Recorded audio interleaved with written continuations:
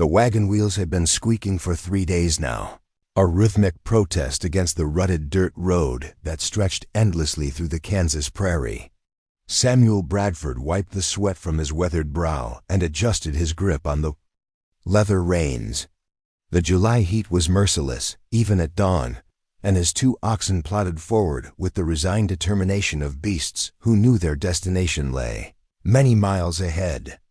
Before we jump back in, tell us where you're tuning in from. And if this story touches you, make sure you're subscribed because tomorrow I've saved something extra special for you. Samuel was a man of 42 years, built solid from decades of working the land in Missouri before drought and debt had driven him westward, like so many others. His face bore the deep lines of someone who had buried too many dreams but hadn't yet surrendered hope entirely.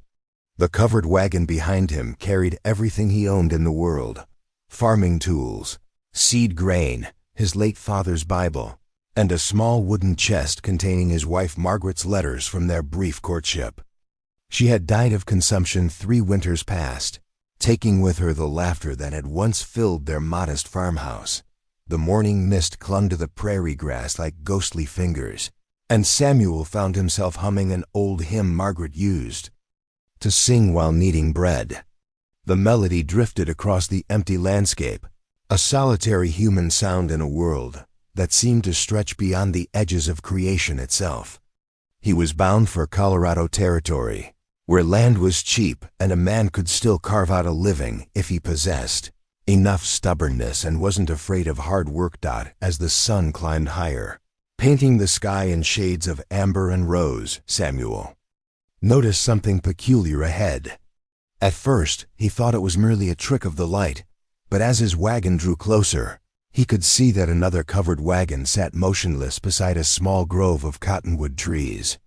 The canvas top was torn in several places, fluttering like wounded wings in the morning breeze. No smoke rose from a cook fire, no voices carried on the wind, and the oxen that should have been grazing nearby were nowhere to be seen. Samuel's instincts, honed by years of frontier living, told him to approach with caution. Abandoned wagons on the prairie often meant trouble, Indian attacks, disease, or worse. But something about the scene tugged at his conscience with an insistence he couldn't ignore. He had seen enough suffering in his lifetime to recognize it even from a distance, and the wagon ahead radiated an aura of abandonment that spoke of human misery. He guided his team off the main trail and approached the silent wagon slowly, his hand resting on the handle of the Colt revolver at his hip. The closer he drew, the more details became clear. The wagon's canvas was not just torn, but slashed, as if someone had taken a knife to it in anger or desperation. Personal belongings were scattered in the grass nearby: a broken mirror, a woman's torn petticoat, a child's wooden doll missing. Its head. Samuel brought his wagon to a stop 20 feet away and climbed down carefully, his boots crunching on the dry grass.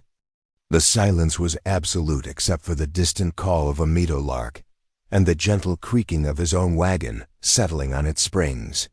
He circled the abandoned wagon warily, noting the deep ruts where it had been pulled hastily off the trail. And the way the tongue lay broken and useless in the dirt. It was then that he heard it, a sound so faint he almost mistook it for the wind sighing through the cottonwood leaves. But it came again, unmistakably human, a soft whimpering that seemed to emanate from within his own wagon. Samuel's blood ran cold.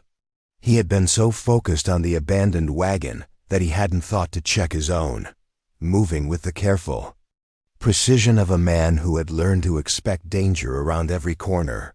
Samuel approached the rear of his wagon and slowly lifted the canvas flap. What he saw inside made him freeze as surely as if he had been struck by lightning. Curled among his grain sacks and farming tools, barely visible in the dim light filtering through the canvas, was a young woman. She appeared to be unconscious, her long auburn hair matted with dried blood and tangled with prairie grass. Her dress, once of fine blue cotton, was torn and stained with mud and what looked like more blood. but it was what she held in her arms that made Samuel's breath catch in his throat. Two infants, no more than a few months old, were nestled against her chest. Twins, by the look of them, though one was noticeably smaller than the other. They were wrapped in a single blanket that had once been white, but was now gray with dust and wear.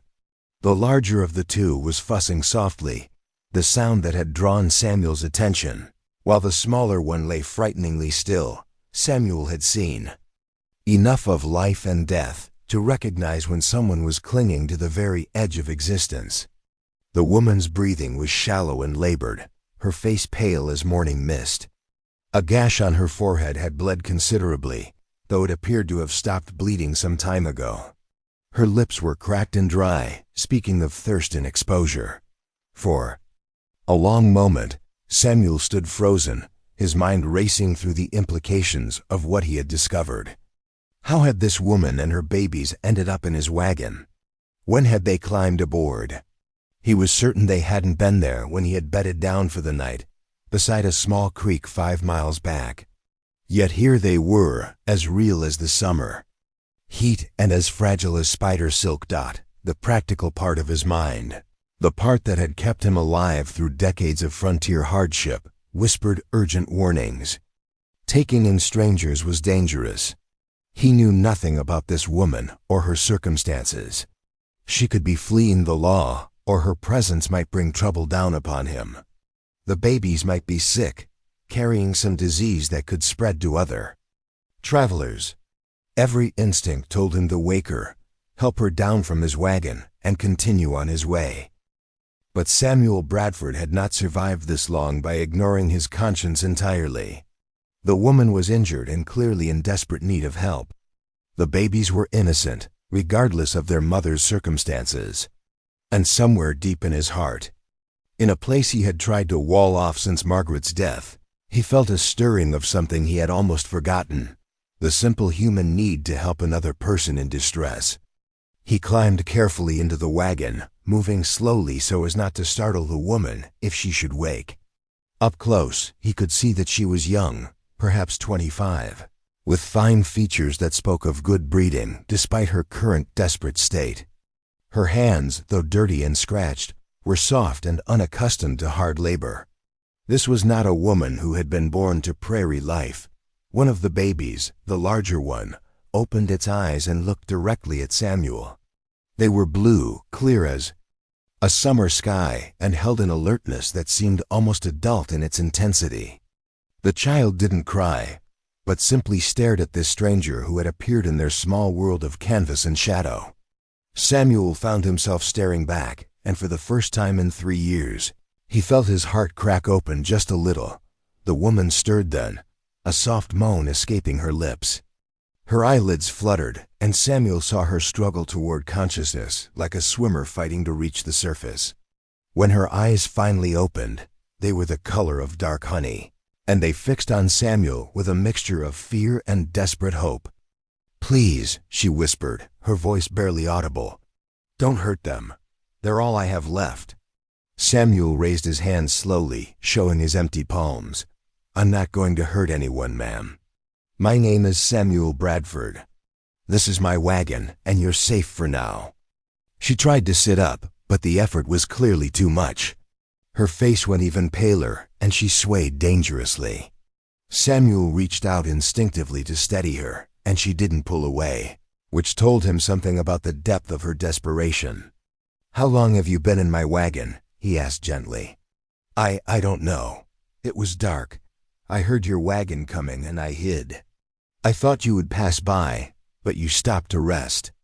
I was going to leave before you woke, but She gestured weakly at her injuries. "I couldn't move." Samuel looked at the babies, who were both awake now and watching him with those unnervingly alert eyes. "Are you their mother?" "Yes." The word came out fierce despite her weakness. "They're mine. Lucy and Rose.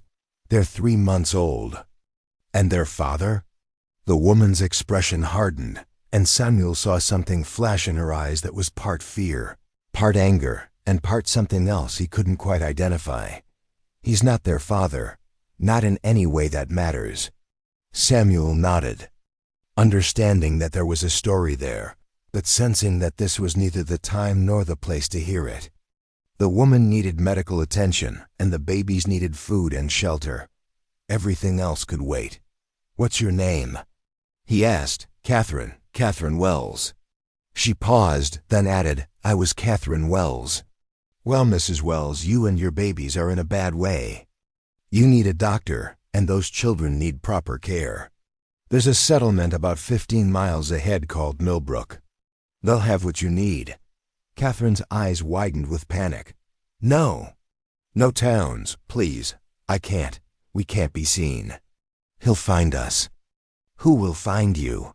But Catherine had spent what little strength she had. Her eyes rolled back, and she collapsed against the grain sacks, unconscious once more. The babies began to fuss, sensing their mother's distress, and Samuel found himself in the impossible position of being the only conscious adult responsible for 3 helpless human beings. He climbed down from the wagon and stood in the morning sun, trying to think clearly. The abandoned wagon nearby told a story of violence and desperation. Catherine's injuries and her fears spoke of someone running from something terrible. And now somehow their fate had become entangled with his own. Samuel had spent 3 years learning to live alone, to need no one, and to avoid the complications that came with human entanglements. He had planned to reach Colorado territory, claim his land, and build a simple life where the only responsibilities were to himself and his crops. The last thing he wanted was to become involved in whatever trouble this woman was fleeing. But as he stood there, listening to the soft crying of the babies and the labored breathing of their unconscious mother, Samuel realized that some choices make themselves. He could no more abandon these 3 helpless souls than he could have walked away from his own reflection. Whether he liked it or not, Catherine Wells and her twins had become his responsibility. He spent the next hour making the woman and babies as comfortable as possible in his wagon. He fashioned a makeshift bed from his own blankets and positioned it so Catherine would be supported and the babies secure. From his water barrel, he dampened a cloth and gently cleaned the blood from Catherine's forehead, revealing a deep gash that would need proper medical attention. Preparing and narrating this story took us a lot of time, so if you are enjoying it, subscribe to our channel. It means a lot to us. Now back to the story. The babies were hungry, and Samuel had no way to feed them. He tried dipping a clean cloth in water and allowing them to suck on it, which seemed to quiet them somewhat. But he knew they needed their mother's milk, and Catherine was in no condition to nurse Dot as the morning wore on. Samuel found himself constantly checking on his unexpected passengers. Catherine remained unconscious, but her breathing seemed to be growing steadier. The babies took turns sleeping and fussing, and Samuel discovered that simply talking to them in a low, calm voice seemed to soothe them. "Well, little ones," he found himself saying as he guided his oxen back onto the main trail, "looks like we're all heading to Colorado territory together. Can't say I planned it this way, but I've learned that life rarely goes according to plan." The wagon rolled on through the afternoon heat, carrying its precious cargo toward an uncertain future. Samuel had no idea what troubles were pursuing Catherine Wells, or what dangers might lie ahead. But for now, in this moment, 3 lives depended on his strength and his choices, and for the first time in 3 years, Samuel Bradford had something worth protecting besides his own solitude. The wagon wheels turned steadily beneath the scorching Kansas sun as Samuel guided his team along the dusty trail. 3 hours had passed since his discovery, and the weight of his decision pressed down on him like the oppressive heat. Every few minutes, he found himself glancing back at the canvas covering, listening for sounds from within. The babies had grown quiet, which worried him more than their earlier crying. Catherine had stirred twice during the journey, each time only long enough to weakly check on her children before exhaustion claimed her again. Samuel had offered her sips of water from his canteen, which she accepted with the desperate gratitude of someone who had gone too long without basic necessities. Her fever was rising, and he knew the infection from her head wound was taking hold. The landscape around them began to change as they approached Millbrook. The endless prairie gave way to scattered homesteads, fenced pastures where cattle grazed, and the first signs of civilization Samuel had seen in days. Smoke rose from distant chimneys, and the sound of axes rang out from a grove where men were clearing timber for construction. But with each mile closer to town, Catherine's earlier words echoed more urgently in his mind. "No towns. He'll find us." Samuel pulled his wagon to a halt beside a clear stream that meandered through a stand of oak trees. This was as close to Millbrook as he dared venture until he understood more about Catherine's circumstances. The babies needed feeding, Catherine needed medical attention, and all three needed shelter from the brutal heat. But charging into town with 3 strangers might create more problems than it solved. He watered his oxen and secured them to graze, then approached the back of his wagon with careful steps. Catherine was awake, propped against the grain sacks with both babies in her arms. Her face was flushed with fever, but her eyes were more alert than before. "Where are we?" she asked, her voice hoarse but stronger than it had been that morning. "About 2 miles outside Millbrook. There's a doctor there, and supplies for the babies." Samuel kept his voice gentle but firm. "You need proper medical care, Mrs. Wells. That wound on your head is getting infected." Catherine shook her head weakly. "I told you, we can't go into town. Please, Mr. Bradford, I'm begging you." Samuel studied her face, noting the genuine terror that flickered in her eyes at the mention of town.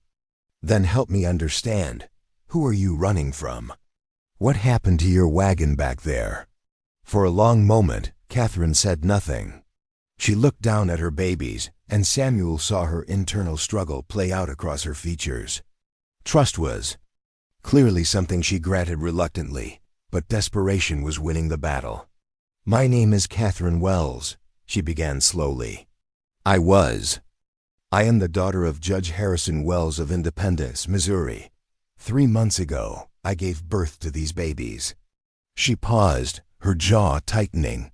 "They are not the children of my husband." Samuel absorbed this information without judgment. He had seen enough of life to know that situations were rarely as simple as they appeared on the surface.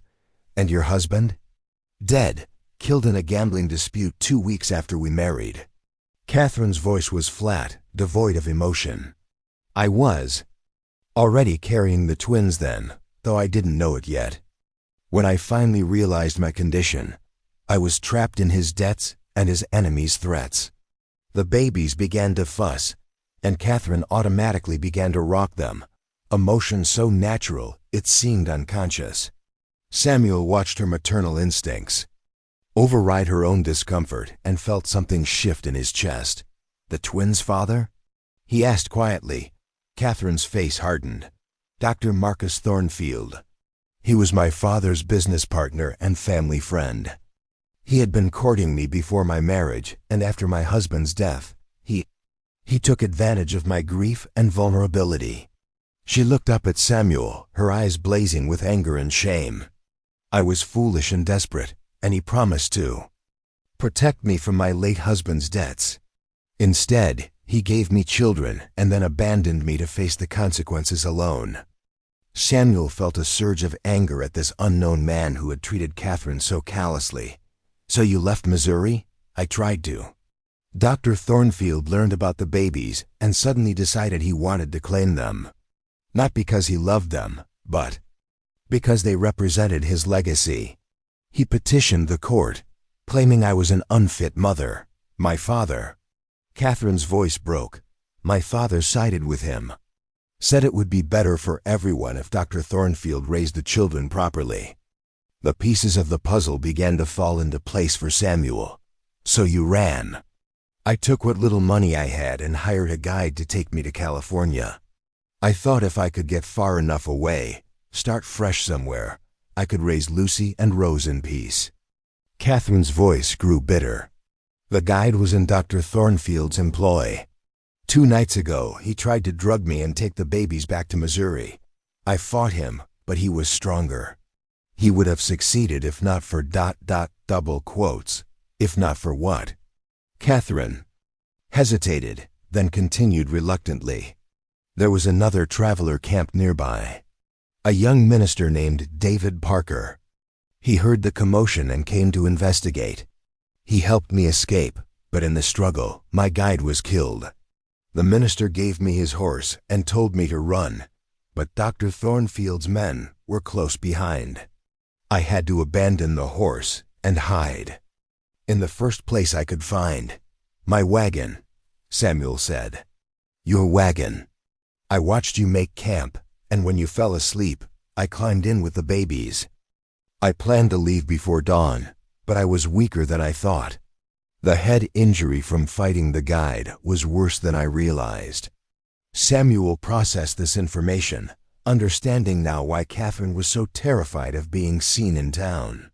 If Dr. Thornfield had resources and connections, news of a woman with twin babies would reach him quickly in a small settlement like Millbrook.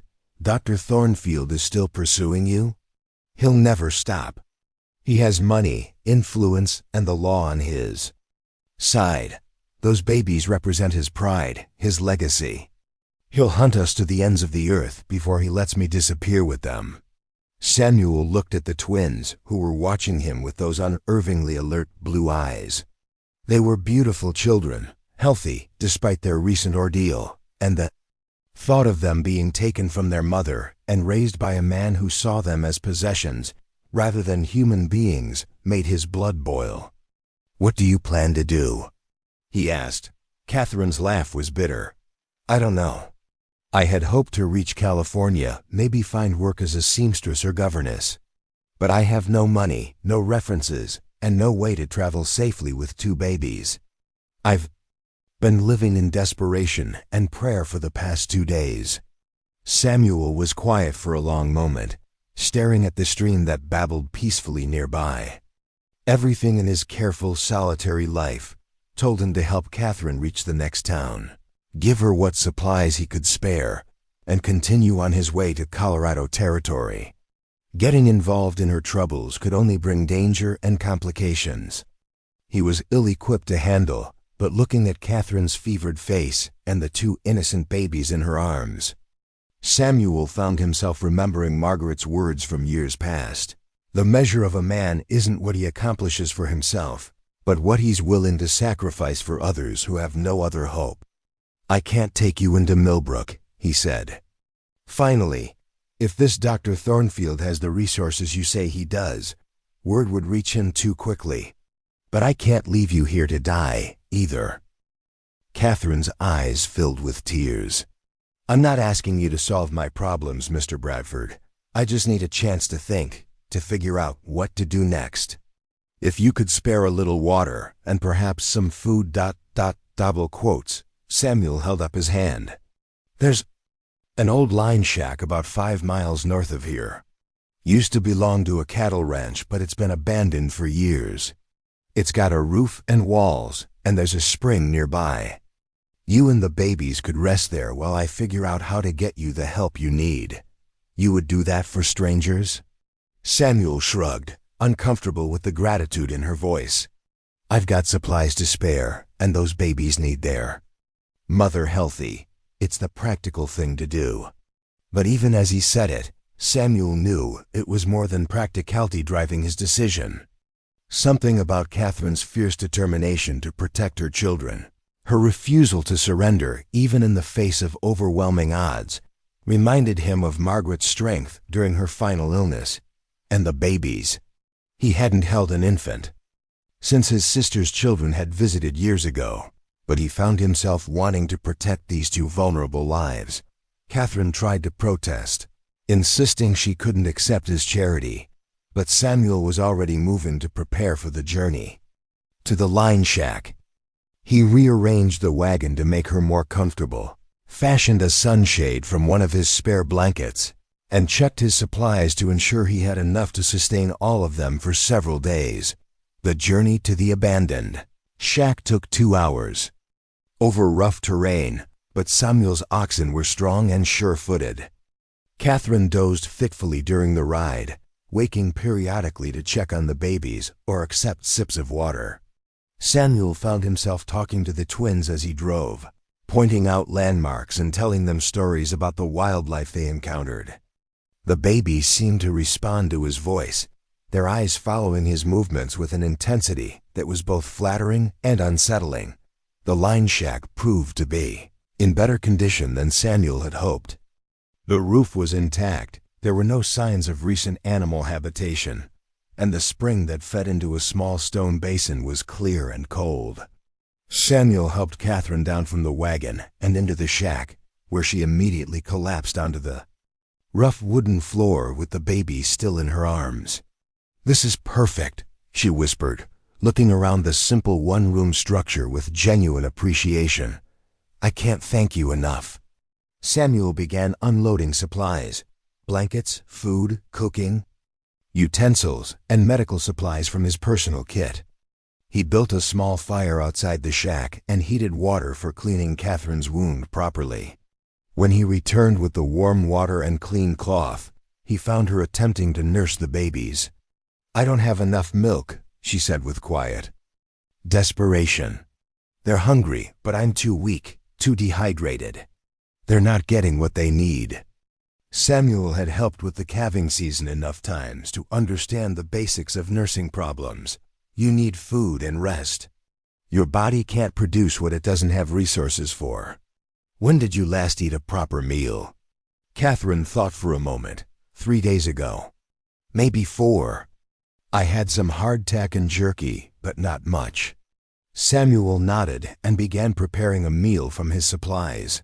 He made a thick stew with beef jerky, potatoes, and wild onions he had gathered along the trail. The smell of cooking food seemed to revive Catherine somewhat, and she managed to eat a full bowl despite her obvious fatigue. As evening approached, Samuel found himself reluctant to leave Catherine and the babies alone in the shack. Her fever was still high, and she was clearly in no condition to defend herself if trouble came calling. But staying overnight would mean crossing a line from simple Good Samaritan help to something more complicated. "I should head back to my wagon," he said finally. "I'll camp nearby and check on you in the morning." Catherine nodded, but he could see the fear in her eyes at the prospect of being alone with her babies in this remote location. "Mr. Bradford." "Samuel, I know I have no right to ask this, but if something happens to me, if I don't recover from this fever... "You're going to be fine," Samuel said firmly. "But if I'm not," Catherine persisted, "please don't let Dr. Thornfield get his hands on Lucy and Rose. They deserve better than to be raised as trophies of his conquest. They deserve to be loved for who they are, not what they represent." Samuel looked at the babies who were sleeping peacefully in their mother's arms and felt something he hadn't experienced in years, the fierce protectiveness of someone who had something precious to lose. "Nothing's going to happen to you, Catherine, and nothing's going to happen to them. I give you my word." Catherine smiled for the first time since he had found her, and Samuel realized that somewhere in the course of this long, complicated day, these 3 strangers had stopped being strangers.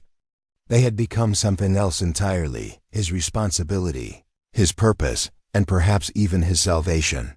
He spent the night camped just outside the shack, listening to the soft sounds of Catherine comforting her babies and wondering what he had gotten himself into. Tomorrow would bring new challenges, new decisions, and perhaps new dangers. But for tonight, 3 lives were safe under his protection, and that was enough. The last thing Samuel heard before sleep claimed him was Catherine's voice, soft and melodic, singing a lullaby to her daughters. It was a sound he hadn't heard in his life for far too long, and it filled the empty places in his heart with something that might have been hope. Dawn broke over the Kansas prairie, with the promise of another scorching day, but inside the abandoned line shack, the temperature remained mercifully cool. Samuel had risen before sunrise, as was his habit, and tended to his oxen before quietly checking on his unexpected charges. Through the single window, he could see Catherine sitting up against the far wall, both babies nursing contentedly at her breast. Her fever had broken during the night, and color had returned to her cheeks. "Good morning," he said softly. Not wanting to startle her, Catherine looked up with a smile that transformed her entire face. "Good morning. I feel almost human again, thanks to you." Samuel busied himself building up the fire outside, uncomfortable with her gratitude, but pleased to see her improvement. "Hungry?"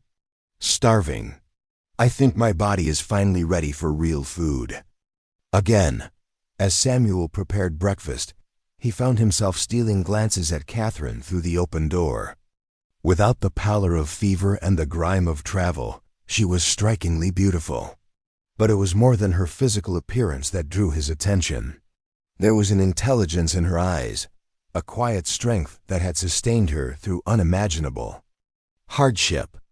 She handled the babies with a competence that spoke of natural maternal instinct, but he could see the education and refinement in her posture, her speech patterns, the way she instinctively tried to maintain dignity even in these reduced circumstances. "Tell me about your life before all this," Samuel said as he handed her a plate of eggs and bacon. "You mentioned your father was a judge." Catherine shifted one of the babies to her shoulder, patting her back gently. "Judge Harrison Wells. He was appointed to the circuit court in Independence when I was 12. Before that, we lived in St. Louis, where he practiced law. My mother died when I was young, so it was just the two of us for most of my childhood." "Sounds like a privileged upbringing." "It was. Private tutors, finishing school, all the advantages money could buy. Father had grand plans for me to marry well, establish the family's social standing." Catherine's voice grew bitter. "I was supposed to be the perfect daughter, the perfect wife, the perfect ornament for some powerful man's arm." Samuel watched her face as she spoke, seeing the pain behind her words. "But that's not what you wanted." "I wanted to be useful. I wanted to help people." There was a charity school in Independence for children whose parents couldn't afford education. I started volunteering there when I was 16, teaching reading and arithmetic. It was the first time I felt like I had a purpose beyond looking decorative. The baby on her shoulder burped loudly, and Catherine laughed, the sound bright and genuine. Samuel found himself smiling in response, struck by how natural she looked with her children, despite the circumstances. Father disapproved, of course. He said it was unseemly for a judge's daughter to associate with those people, but I kept going anyway. The children needed help, and I was good at teaching. I thought perhaps I could become a real teacher, maybe even start a school of my own someday. What changed? Catherine's expression darkened. Dr. Marcus Thornfield arrived in town. He was everything Father wanted in a son-in-law, wealthy, established, with connections throughout Missouri. He began courting me with Father's enthusiastic blessing. Samuel felt a familiar surge of anger at the mention of Thornfield's name. "You didn't want his attention?" At first, I was flattered. He was handsome, charming, seemed genuinely interested in my opinions. But gradually, I began to see through the facade. He was possessive, controlling. He made it clear that once we were married, there would be no more teaching, no more charity work. I was to be his wife, bear his children, and grace his social functions, nothing more. "So you refused his proposal?" Catherine shook her head. "I tried to. But Father was in debt from some bad investments, and Dr. Thornfield offered to help financially in exchange for my hand. When I continued to refuse, Father became insistent. He said I was being selfish, that I owed it to the family to make this marriage." Samuel understood the trap Catherine had found herself in. Family loyalty and financial pressure were powerful forces, especially for a young woman with limited options. "But you married someone else instead." Robert Wells. He was a traveling merchant, new to town. Handsome, charming, and he seemed to offer an escape from Dr. Thornfield's pursuit. Robert courted me quickly, promised we would travel together, see the world. I thought if I married him, Father and Dr. Thornfield would have to accept my choice, but it wasn't the escape you hoped for." Catherine's laugh was hollow. "Robert was a gambler and a drinker. I learned too late that he had debts all over Missouri. He married me hoping Father would pay them off. When Father refused, Robert became angry, desperate. He started taking bigger risks, making more dangerous bets. 2 weeks after our wedding, he was killed in a fight over a card game." Samuel could see the pain in Catherine's eyes as she relived these memories. "And you were left alone. Alone and pregnant, though I didn't know it yet. Robert's debts became my responsibility, and his enemies didn't disappear just because he was dead. I was trapped in a nightmare I couldn't escape." The babies were both sleeping now, and Catherine laid them gently on the blanket Samuel had spread for them. She moved with such tenderness, such fierce protectiveness, that Samuel felt something shift in his chest. These children were everything to her reason for surviving when survival seemed impossible. "That's when Dr. Thornfield reappeared," Catherine continued. "He offered to help with Robert's debts, to protect me from his enemies. He was kind, patient, and understanding. I was so grateful, so desperate, that I didn't see what he really wanted." Samuel didn't need her to spell it out. He could see the shame and anger in her face, the way her hands clenched into fists. "He took advantage of your vulnerability. For months, I convinced myself it was love, that he truly cared for me, that we would be married properly once the scandal of Robert's death faded. But when I told him I was expecting, everything changed. He became cold, distant. Said the timing was inconvenient, that he couldn't be associated with such a scandal. But he changed his mind when the babies were born." Catherine nodded, her jaw tight with anger. "The moment he saw them, healthy and beautiful, he decided they were his legacy. Not because he loved them, but because they proved his virility, his success. He began telling people they were his children, that he was their rightful father." Samuel felt a surge of protectiveness so fierce it surprised him. "And your father supported this?" "Father saw it as the perfect solution. Dr. Thornfield would raise the children as his own, provide for them properly. I could start fresh, perhaps make a proper marriage eventually. Everyone would benefit." Catherine's voice broke.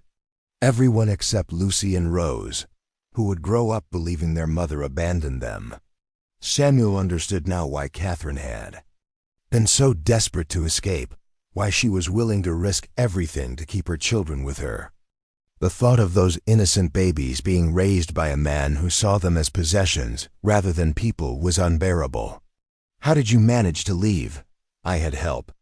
Sarah Mitchell, one of the teachers at the charity school, helped me plan.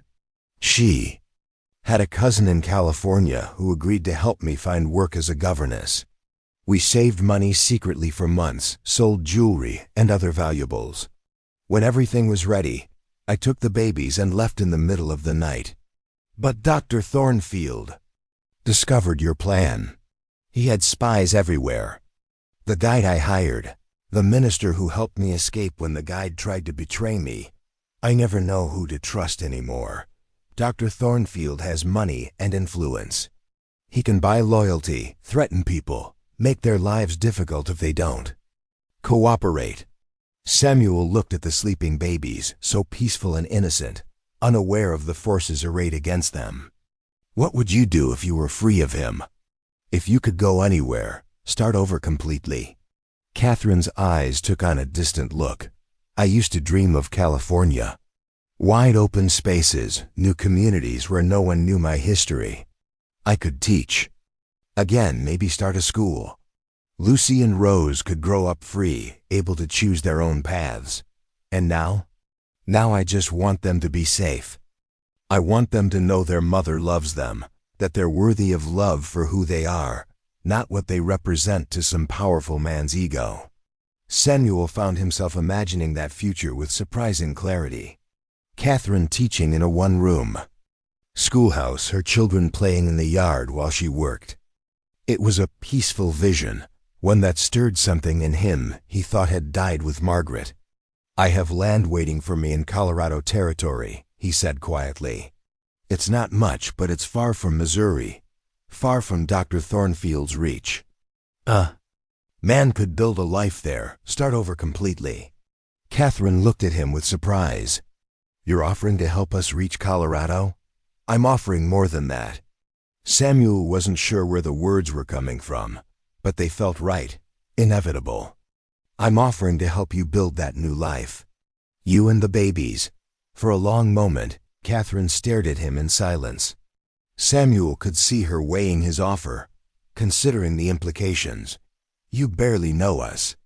Why would you risk so much for strangers?" Samuel thought about Margaret, about the children they had never had, about the empty years since her death. "Maybe because you're not strangers anymore. Maybe because those babies deserve better than to be pawns in someone else's game. Maybe because I've been half dead for 3 years, and helping you makes me feel alive again." Catherine's eyes filled with tears. "Samuel, I can't ask you to. You're not asking. I'm offering. We could travel together to Colorado, pose as a family. Once we're there, you could decide what you want to do. Stay and help me build a homestead, or move on to California with my blessing and enough supplies to start over." People would talk. An unmarried woman traveling with a man, caring for babies that aren't his ... double quotes. Samuel shrugged.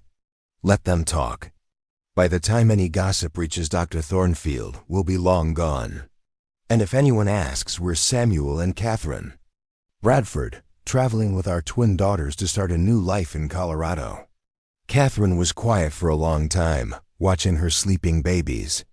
Samuel could see the hope warring with caution in her expression.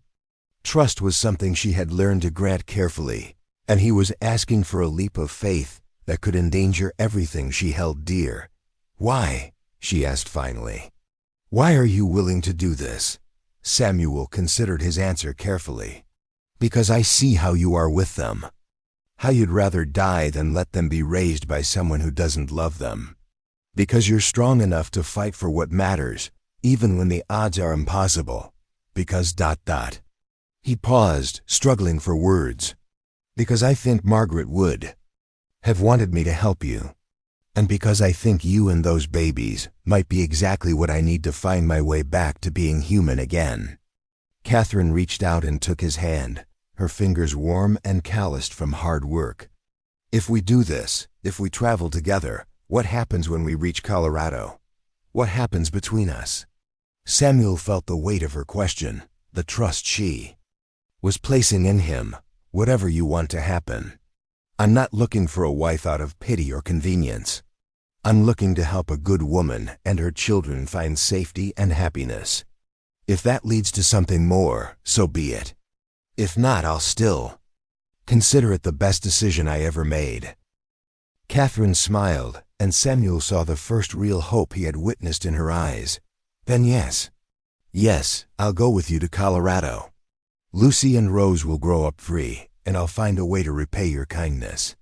"You already have," Samuel said softly. "You've given me a reason to look forward to tomorrow instead of just surviving it." As the sun climbed higher over the Kansas prairie, 2 broken people began to plan a future that neither had dared to imagine just days before. And in the abandoned line shack, 2 babies slept peacefully, unaware that their lives had just taken a turn toward hope. 3 days had passed since Samuel and Catherine had made their pact to travel together to Colorado Territory.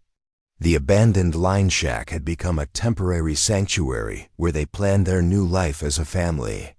Catherine's strength had returned completely, and the babies were thriving under her renewed care. Samuel had made daily trips to Millbrook for supplies, carefully avoiding questions about his extended stay in the area. On this particular morning, Samuel was teaching Catherine how to handle his rifle while the twins slept peacefully in their makeshift cradle. The weapon felt foreign in her educated hands, but she was determined to learn. "Remember, keep your shoulder firmly against the stock," Samuel instructed, positioning himself behind her to guide her aim. The recoil will knock you backward if you're not prepared. Catherine nodded, concentrating intently on the target Samuel had fashioned from a piece of bark nailed to a distant tree. Her finger tightened on the trigger, and the rifle cracked loudly, sending birds scattering from the nearby trees. The shot went wide, but not by much. "Better," Samuel said with approval. "You're learning quickly." "I never thought I'd need to know how to shoot," Catherine admitted, handing the rifle back to him. "Ladies in Independence aren't expected to handle weapons." "You're not in Independence anymore," Samuel replied, checking the rifle's chamber. "And you're not that same lady. Out here, everyone needs to be able to protect themselves." Their conversation was interrupted by the sound of approaching horses. Samuel immediately tensed, pushing Catherine behind him as he scanned the horizon. 2 riders were approaching from the east, moving at a steady pace that suggested purpose, rather than casual travel. "Get the babies," Samuel ordered quietly. "Take them inside the shack and stay out of sight." Catherine moved quickly, scooping up Lucy and Rose from their cradle and disappearing into the building. Samuel positioned himself near the door, rifle in hand, and waited for the riders to approach. The first man was tall and lean, dressed in a black suit that had seen better days. His face was weathered and hard, with cold gray eyes that missed nothing. He carried himself with the confidence of someone accustomed to violence. Behind him rode a younger man, nervous and sweating despite the morning coolness. "Morning," the first man called out as they drew near. "Name's Wade Morrison. This here's my associate, Jimmy Kellerman. We're looking for someone, and we heard there might be folks camping in this area." Samuel kept his expression neutral. "Can't say I've seen many travelers lately. Who are you looking for?" Morrison dismounted slowly, his hand resting casually on the butt of his pistol. Young woman, maybe 25 years old. Auburn hair, traveling with twin babies. "She's wanted for questioning back in Missouri." "Questioning about what?" "Theft," Morrison replied smoothly. "She took some valuable property that doesn't belong to her. Her family's real worried about her, wants her back safe and sound." Samuel's jaw tightened. He recognized the lie immediately, but Morrison's casual mention of theft suggested this was the official story Dr. Thornfield was spreading. "Can't help you. Haven't seen anyone matching that description." Morrison's eyes narrowed as he studied Samuel's face. "You sure about that? We've been tracking her for days. Trail leads right through this area." "I'm sure," Samuel said firmly. "Like I said, I haven't seen many travelers." Jimmy Kellerman, the younger man, had been scanning the area nervously. "Mr. Morrison, there's women's clothing hanging on that line there. And baby things." Samuel's heart sank as he followed Jimmy's gaze to the clothesline Catherine had strung between 2 trees. In her eagerness to keep the baby's clothes clean, she had forgotten how conspicuous such items would be to searching eyes. Morrison's smile was cold and predatory. Well, looks like we might have found what we're looking for after all." He raised his voice. "Catherine Wells, I know you're in there. Come out now and we can discuss this like civilized people." Inside the shack, Samuel could hear one of the babies beginning to fuss. The sound carried clearly in the morning air, and Morrison's smile widened. "Dr. Thornfield is real worried about you, Catherine," Morrison continued. "He just wants his children back safe and sound. No harm's going to come to you if you cooperate." Samuel stepped forward, positioning himself between the shack and the 2 men. "You're trespassing on private property. I'm going to have to ask you to leave." Morrison laughed. "Private property? This old line shack's been abandoned for years. And even if it wasn't, we're conducting official business here." "What kind of official business?" "The kind that involves a federal warrant for kidnapping," Morrison said, producing a folded document from his jacket. "Catherine Wells is wanted for abducting 2 children from their legal guardian." That makes this a federal matter. Samuel's blood ran cold. If Morrison was telling the truth about a federal warrant, this situation had just become far more dangerous than he had anticipated. Federal marshals had authority that local sheriffs couldn't challenge. "You're not a federal marshal, Samuel," sighed, studying Morrison's appearance. "You're a bounty hunter." Morrison's smile never wavered. "I'm a duly appointed agent of the federal government, authorized to apprehend fugitives and return them to justice. You want to see my credentials?" Before Samuel could respond, the door of the shack opened and Catherine emerged, carrying both babies. Her face was pale but determined, and she held her head high despite the terror Samuel could see in her eyes. "Let me see that warrant," she said, her voice steady. Morrison handed her the document with exaggerated courtesy. Catherine read it carefully, her expression growing more troubled with each line. "This says I kidnapped my own children," she said finally. "That's impossible. According to the court in Independence, those children belong to their father, Dr. Marcus Thornfield," Morrison replied. "He's been granted full custody, and your removal of them from his care constitutes kidnapping under federal law." Catherine's face went white. "He's not their father. Not legally, not morally. He has no right to them. That's for the courts to decide, ma'am. My job is just to bring you back so this whole mess can get sorted out properly." Samuel could see the trap closing around them. Dr. Thornfield had used his influence to create a legal framework that painted Catherine as a criminal and himself as a wronged father. Even if the truth came out eventually, by then the damage would be done. "What guarantee do we have that Catherine and the babies will be safe?" Samuel asked. Morrison's expression hardened. You got some stake in this, mister. I'm a friend. I want to make sure they're treated fairly." "Your friend will be treated according to the law," Morrison said. "Now, Catherine, you can come with us peacefully, or we can make this difficult. Your choice." Catherine looked at Samuel, and he could see the desperation in her eyes. They both knew that going back to Missouri meant the end of everything they had planned. Dr. Thornfield would claim his children, and Catherine would likely face criminal charges that could put her in prison for years. "I need time to think," Catherine sighed. "Time's up," Morrison replied. "We've got a long ride ahead of us, and I want to be back in Missouri before the week's out." Jimmy Kellerman had been growing more nervous as the conversation progressed. "Mr. Morrison, maybe we should—" "Shut up, Jimmy," Morrison snapped. "Catherine, get whatever belongings you need. We're leaving now." That was when Samuel made his decision. He couldn't let Catherine and the babies be taken back to a life of captivity and separation. Whatever the consequences, he had to act. "She's not going anywhere with you," Samuel said, raising his rifle to point directly at Morrison's chest. Morrison's hand moved to his pistol, but he stopped when he realized Samuel already had him covered. "You're making a big mistake, friend. Interfering with federal agents is a serious crime." "So is kidnapping women and children," Samuel replied. "That warrant might be legal, but it's not just. Dr. Thornfield bought himself a piece of paper that says he can steal Catherine's children, but that doesn't make it right." "Samuel, no," Catherine said urgently. "You don't understand what you're doing. If you fight them, you'll be a fugitive too. They'll hunt you down just like they hunted me." "Maybe so," Samuel said, his aim never wavering. "But I gave you my word that I'd protect you and those babies.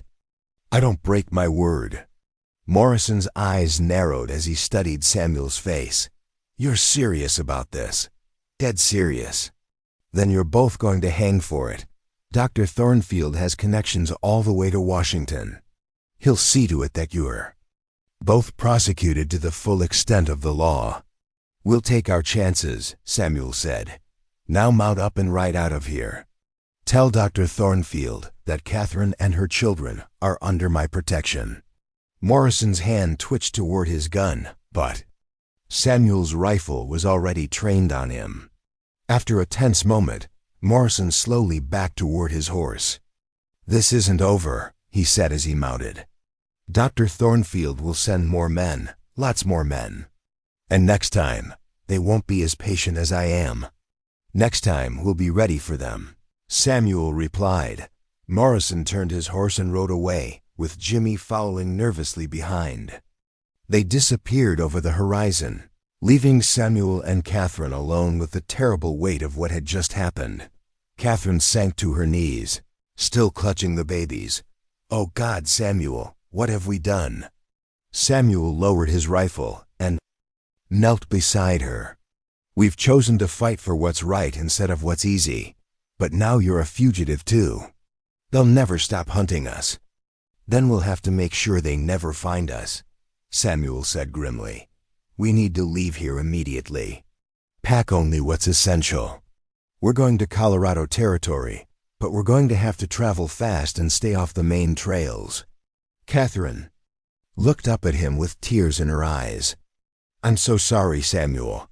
I never wanted to drag you into this." "You didn't drag me anywhere," Samuel said firmly. "I chose this.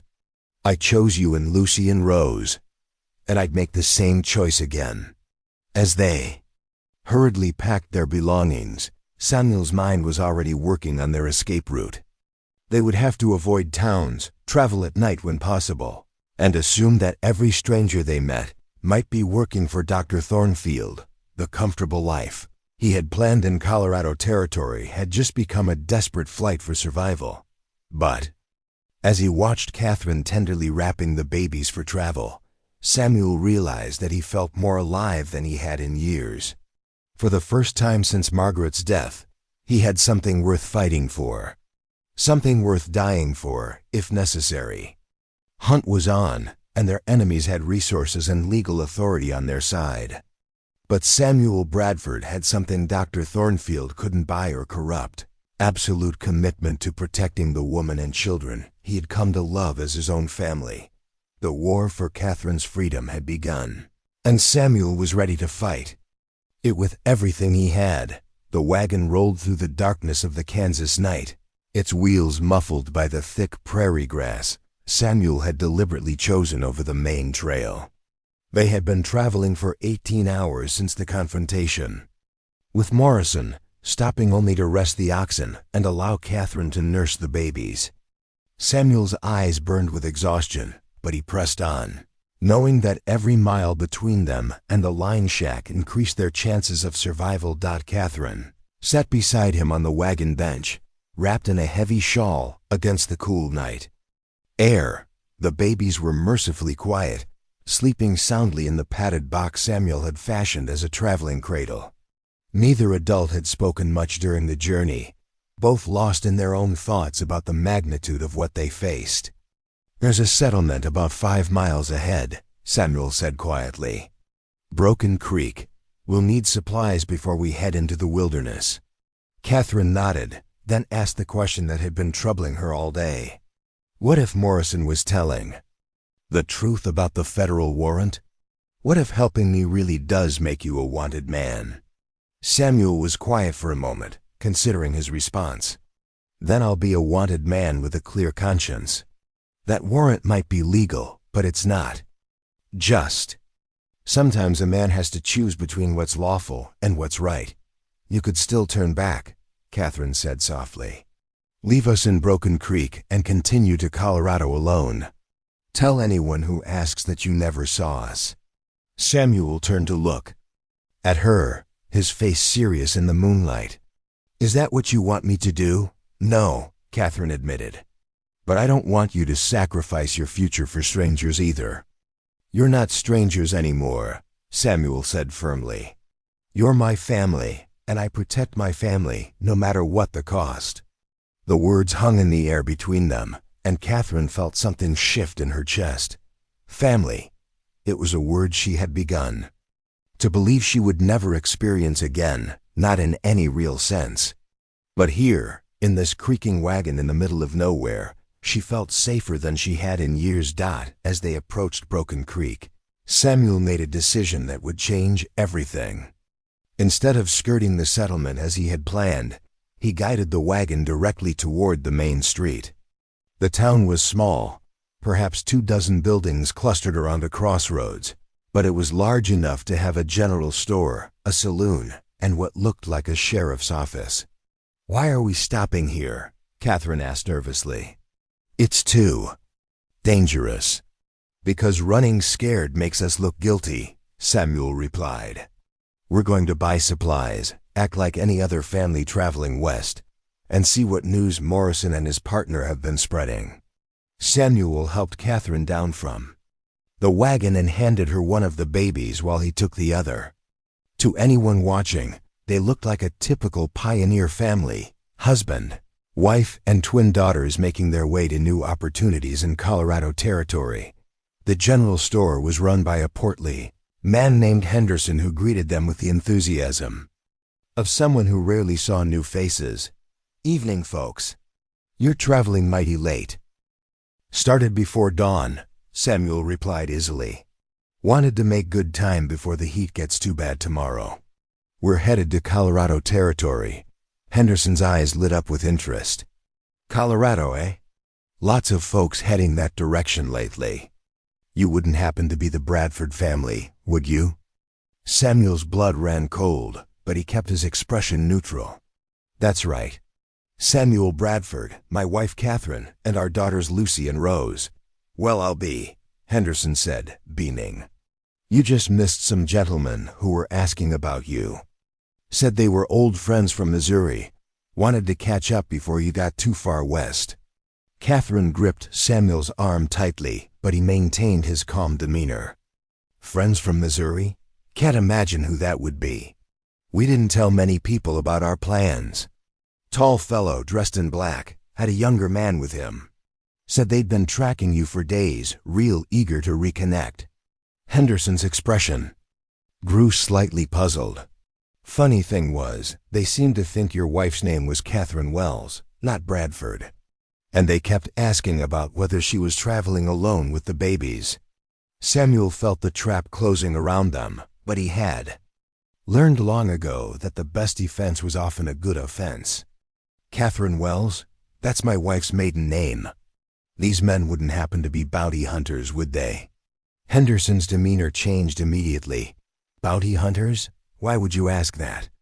"Because we've been followed for the past week by men claiming to be federal agents," Samuel said, allowing anger to creep into his voice. "They've been harassing my wife, claiming she's some kind of fugitive. It's gotten so bad we've had to avoid towns and travel at night." Catherine, understanding Samuel's strategy, stepped forward with just the right amount of indignation. "They keep insisting these babies aren't mine, that I stole them from someone. It's absolutely ridiculous. Lucy and Rose are my daughters, born right here in Kansas before we decided to move to Colorado." Henderson looked confused and concerned. "But the warrant they showed me looked official. Federal document, signed by a judge in Missouri." "A warrant for Catherine Wells," Samuel said firmly. "My wife is Catherine Bradford. She's never been to Missouri in her life. These men are either mistaken or they're running some kind of confidence game." The store owner studied Catherine's face, clearly torn between the official-looking document Morrison had shown him and the sincere-seeming family standing before him. "They said they'd be back in the morning, wanted me to hold you here if you showed up. Then you'd better decide who you trust," Samuel said quietly. "A stranger with a piece of paper, or your own eyes and judgment." Henderson was quiet for a long moment, then made his decision. "What supplies do you need? I'll get you loaded up tonight, so you can be on your way before those men return." As Henderson gathered their supplies, Catherine marveled at Samuel's performance. He had managed to turn their pursuers into the villains and themselves into the victims, all while maintaining the perfect image of an innocent family. But she could see the tension in his shoulders, the way his hand never strayed far from his weapon. They were loading the last of their supplies when the sound of approaching horses echoed through the quiet street. Samuel immediately tensed, recognizing the rhythm of Morrison's mount. The bounty hunter was returning much sooner than expected. "Get in the wagon," Samuel murmured to Catherine. "Keep the babies quiet." Morrison appeared at the end of the street, accompanied not just by Jimmy Kellerman, but by 3 additional men. All were armed and looked like they meant business. Samuel realized with sinking heart that Dr. Thornfield had escalated the situation dramatically. "Well, well," Morrison called out as he dismounted. "The Bradford family, or should I say the Wells family? Henderson, I told you to hold them if they showed up." Henderson stepped forward, his face flushed with anger. "Now see here, Morrison. These folks have convinced me there's been some kind of mistake. This is Catherine Bradford, not Catherine Wells." Morrison laughed coldly. "Is that what they told you? Henderson, you're being played by a very clever woman. Catherine, why don't you tell the good people of Broken Creek who you really are?" Catherine stepped down from the wagon, her chin held high. "I'm Catherine Bradford, wife of Samuel Bradford, mother of Lucy and Rose Bradford. I don't know what game you're playing, but I won't be intimidated by men who make their living hunting people like animals." One of Morrison's new companions, a grizzled man with a sheriff's badge, stepped forward. "Ma'am, I'm Sheriff Dawson from Millbrook. We've got witnesses who say you've been traveling under an assumed name, that these babies were born in Missouri, not Kansas." "What witnesses?" Samuel demanded. "The minister who helped you escape from your guide," Sheriff Dawson replied. "David Parker. He's been very cooperative, told us all about how you killed that guide and fled with stolen children." Catherine's face went pale. David Parker, the young minister who had risked his life to help her, had been forced to betray her. She could only imagine what threats or promises had been used to turn him against her. "David Parker helped me escape from a man who was trying to kidnap my children," Catherine said firmly. "If he's told you otherwise, he's been coerced or threatened." "That's for the courts to decide," Morrison said. "Right now, all we care about is getting you back to Missouri where you belong." Samuel stepped forward, positioning himself between Catherine and the 5 armed men. "She's not going anywhere with you. If you want her, you'll have to go through me." Morrison smiled coldly. "That can be arranged. Boys, take them into custody. Use whatever force is necessary." The moment of truth had arrived. Samuel's hand moved to his pistol, but he was outnumbered 5-1. The odds were impossible, but surrender meant losing everything he had sworn to protect. That was when Henderson surprised everyone. "Now hold on just a minute," the store owner bellowed, stepping between the 2 groups. "I don't know what's true and what's not, but I know harassment when I see it. This family has done nothing wrong in my town, and I won't stand by and watch them be bullied." Other townspeople began to emerge from their homes and businesses, drawn by the commotion. Samuel recognized the moment as a turning point. If they could win the sympathy of the local population, they might have a chance. "Friends," Samuel called out, raising his voice so everyone could hear. "My wife and I are simple people trying to build a new life in Colorado territory. These men have been following us for days, claiming my wife is a fugitive. They say she stole our own children from their rightful father. I ask you to look at Catherine, look at our babies, and tell me if you see a criminal or a devoted mother protecting her children." Catherine understood what Samuel was doing. She unwrapped Lucy and Rose, holding them up so the gathering crowd could see them clearly. "These are my daughters," she said, her voice carrying across the street. "I carried them for 9 months, gave birth to them, nursed them, loved them every day of their lives.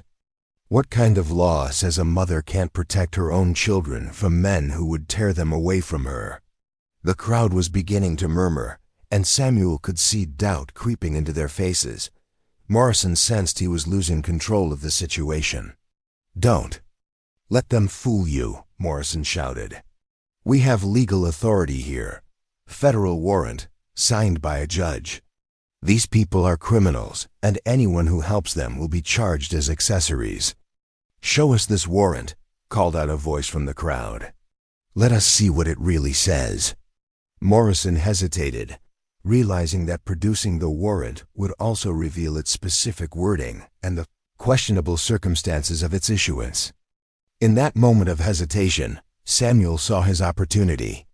"The warrant is for Catherine Wells," Samuel announced loudly. "My wife is Catherine Bradford. Even if there really is a Catherine Wells who is wanted by the law, that doesn't give these men the right to kidnap innocent people who happen to have a similar name." The crowd's murmur grew louder, and Samuel could see the tide of opinion turning in their favor. These were frontier people who understood the value of standing up to bullies and protecting the innocent. Sheriff Dawson, recognizing the dangerous mood of the crowd, tried to restore order. "Everyone stay calm. This is a legal matter that needs to be resolved by the proper authorities." "What proper authorities?" Henderson demanded. "You're from Millbrook, 30 miles away. You have no jurisdiction here. And these bounty hunters aren't lawmen at all." Morrison's patience finally snapped. "Enough of this nonsense. We're taking the woman and children, and anyone who tries to stop us will regret it." He reached for his gun, but Samuel was faster.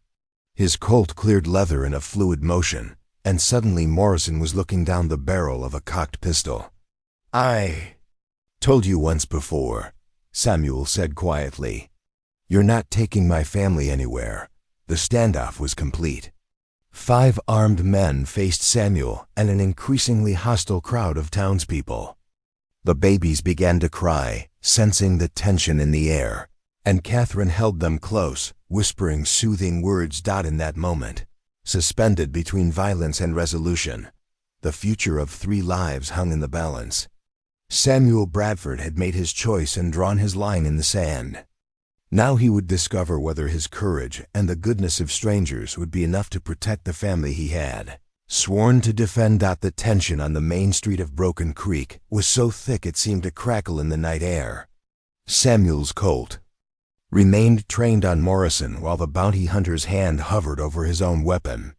The crowd of townspeople had grown to nearly 30 people, forming a protective semicircle around Samuel, Catherine, and the babies. Even in the dim light from the store's lanterns, Samuel could see the determination in their faces. "You're making a mistake, Bradford," Morrison said through gritted teeth. "These people can't protect you from federal law." "Maybe not," Samuel replied calmly, "but they can bear witness to what happens here tonight. Are you really prepared to gun down an innocent family in front of all these witnesses?"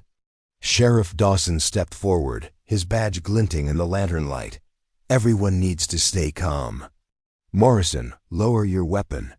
Bradford, you do the same. This situation doesn't need to end in bloodshed. Tell that to the man who's been hunting my wife and children like animals," Samuel said, his aim never wavering. It was then that an unexpected voice cut through the tension. "Stop! All of you, stop this madness!" Everyone turned to see a figure emerging from the shadows at the end of the street. It was a man in his 50s, well-dressed despite the dust of hard travel, with graying hair and intelligent eyes. Samuel didn't recognize him, but Catherine gasped audibly. "Father?" she whispered. Judge Harrison Wells walked slowly toward the confrontation, his hands raised peacefully.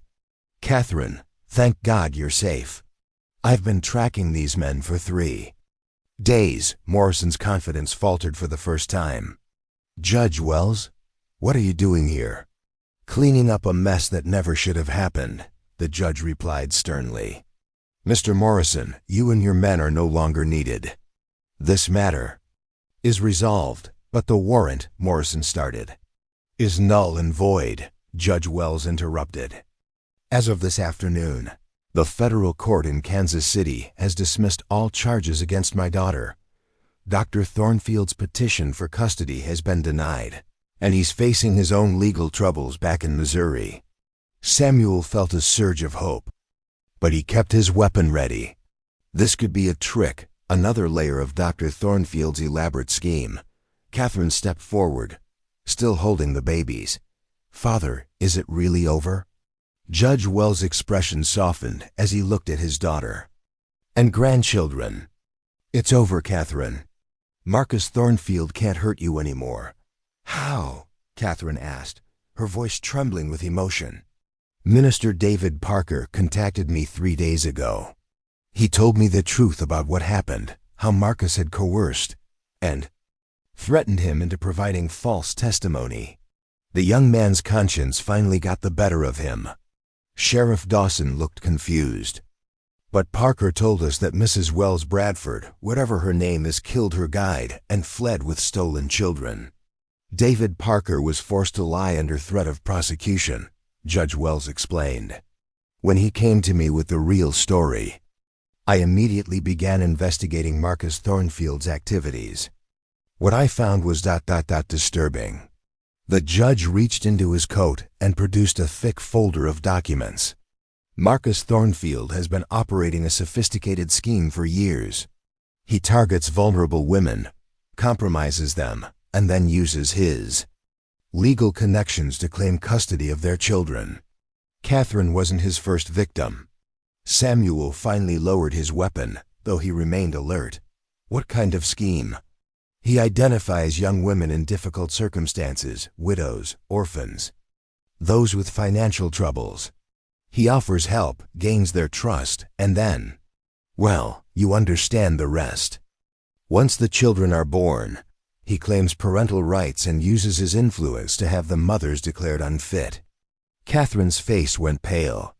There were others? At least 6 that I've been able to document. Some of the women disappeared entirely. Others were committed to asylums or fled the state. In every case, the children ended up in Marcus's custody, supposedly for their own protection. The crowd was murmuring angrily now, and Samuel could see the disgust in their faces.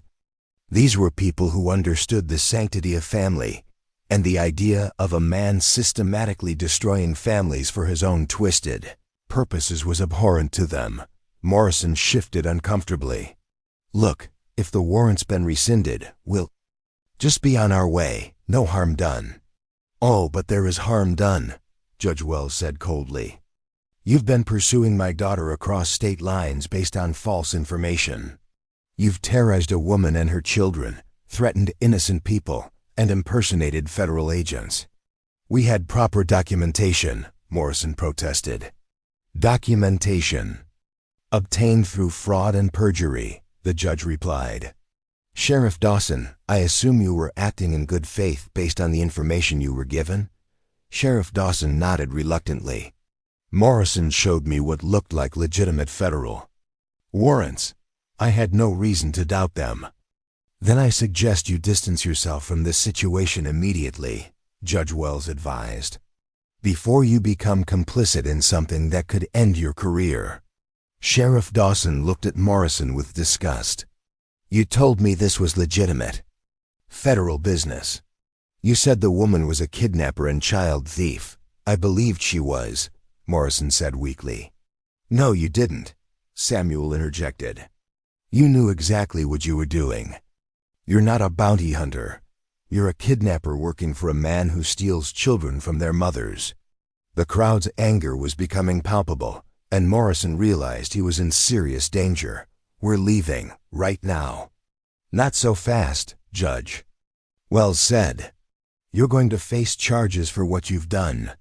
False imprisonment, assault, impersonating federal officers. The list is quite extensive. Henderson stepped forward from the crowd. Judge, these men threatened to shoot anyone who helped this family. That's got to be against the law. Indeed it is, Judge Wells replied. Mr. Morrison, you and your associates are under citizen's arrest. Sheriff Dawson, I trust you'll do your duty and take these men into custody. Sheriff Dawson looked torn. Between his professional obligations and his growing understanding of the situation. Judge, I'm not sure I have jurisdiction. You have jurisdiction over crimes committed in your county, Judge Wells said firmly. And threatening innocent citizens with violence certainly qualifies. Morrison's hand moved toward his gun again, but Samuel's Colt was already back in his hand. I wouldn't if I were you. You're outnumbered, outgunned, and out of legal options. The standoff stretched for another tense moment, then Morrison's shoulders sagged in defeat. "Jimmy boys, drop your weapons. This is over." As Sheriff Dawson and several townspeople moved to disarm Morrison's group, Catherine walked slowly toward her father. "Why?" she asked quietly. "Why did you side with Marcus in the first place?" Judge Wells' face was heavy with regret. "Because I was a fool. Marcus convinced me that he loved you, that he wanted to do right by you and the children. He painted himself as a victim of your emotional instability, claimed you were unfit to be a mother. And you believed him?" "I wanted to believe him," Judge Wells admitted. "It was easier than facing the truth about what he had done to you. I was a coward, Catherine. I failed you as a father when you needed me most." Catherine studied her father's face, seeing genuine remorse there. "How did you find out the truth?" "David. Parker wasn't the only one with a guilty conscience. Marcus had been bragging about his collection of children to some of his associates. One of them, a decent man named Robert Brennan, came forward with information about Marcus's activities." Samuel moved closer to Catherine, offering silent support. "What happened to Dr. Thornfield?" "He's in jail in Independence, charged with fraud, extortion, and conspiracy. His assets have been frozen, and several of his victims have come forward to testify against him. He'll be in prison for a very long time." Catherine felt a weight lifting from her shoulders that she hadn't even realized she was carrying. "It's really over?" "It's really over," her father confirmed. "You're free, Catherine. You and the babies are safe." The twins, who had been remarkably quiet during the confrontation, chose that moment to start fussing. Catherine automatically began to rock them, and Judge Wells stepped closer to get his first real look at his granddaughters. "They're beautiful," he said softly. "What are their names?" "Lucy and Rose," Catherine replied, her voice thick with emotion. "May I?" Judge Wells asked, extending his arms. Catherine hesitated for a moment, then carefully handed him Lucy. The baby looked up at her grandfather with those alert blue eyes, and Judge Wells' face transformed with wonder. "Hello, little one," he whispered. "I'm your grandfather, and I'm very sorry it took me so long to meet you." Samuel watched the reunion with mixed emotions. He was genuinely happy that Catherine's ordeal was over, that she and the babies were safe. But he couldn't help wondering what this meant for their plans to travel to Colorado Territory together. As if reading his thoughts, Catherine turned to him. "Samuel, I don't know how to thank you. You risked everything to protect us." "You don't need to thank me," Samuel replied. "I did what any decent man would do." "No," Catherine said firmly. "You did what few men would have the courage to do. You stood up to impossible odds because you believed it was right." Judge Wells looked at Samuel with newfound respect. "Mr. Bradford, my daughter tells me you've been caring for her and the children. I want to express my deepest gratitude." "It was my honor," Samuel said simply. "What are your plans now?" Judge Wells asked. "Catherine, you could come home to Independence. I have a large house, plenty of room for you and the babies." Catherine looked at her father, then at Samuel, then at the sleeping babies in her arms. "I don't know, Father. So much has happened. I need time to think." "Of course you do," Judge Wells said, understanding. "But Catherine, I want you to know that you'll always have a place with me. I know I failed you before, but I'd like the chance to make amends." Henderson stepped forward from the crowd. "If I may interrupt, Judge, your daughter and Mr. Bradford are welcome to stay in Broken Creek as long as they need. We've got a nice hotel, and after what they've been through, I think they deserve some rest." The crowd murmured agreement, and Samuel felt a warmth in his chest at the kindness of these strangers who had become allies. "That's very generous," Catherine said.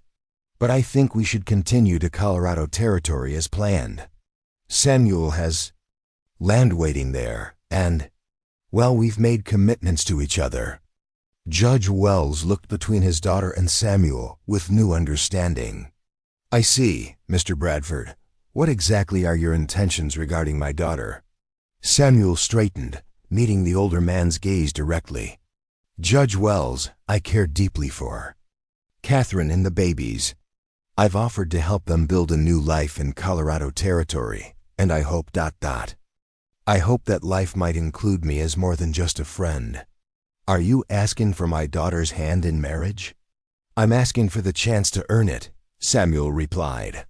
I know we haven't known each other long, but what we've been through together has shown me that Catherine is the strongest, most courageous woman I've ever met. I'd be honored to call her my wife and Lucy and Rose my daughters. Catherine's eyes filled with tears. Samuel ... Only if that's what you want, Samuel said quickly. I won't pressure you. You've had enough men making decisions for you. Catherine looked at her father, then at the babies, then at Samuel.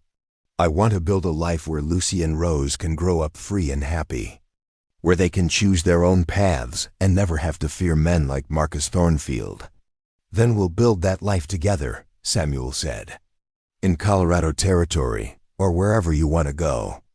Judge Wells smiled, and for the first time in months, it reached his eyes. Then you have my blessing, Mr. Bradford. Take care of my daughter and granddaughters.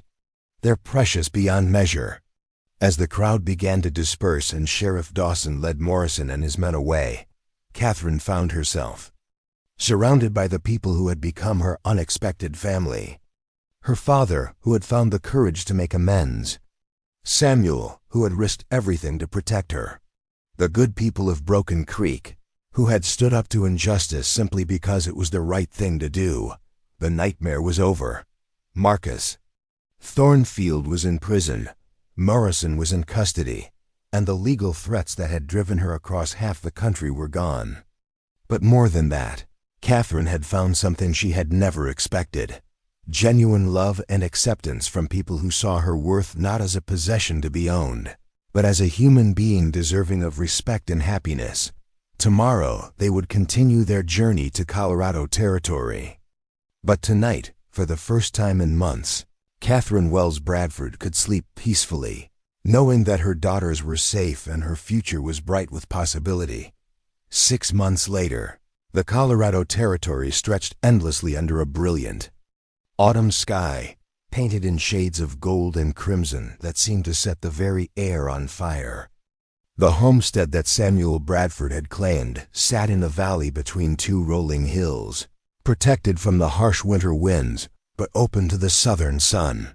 What had once been nothing more than a surveyor's stakes and a government claim had transformed into something that looked remarkably like home.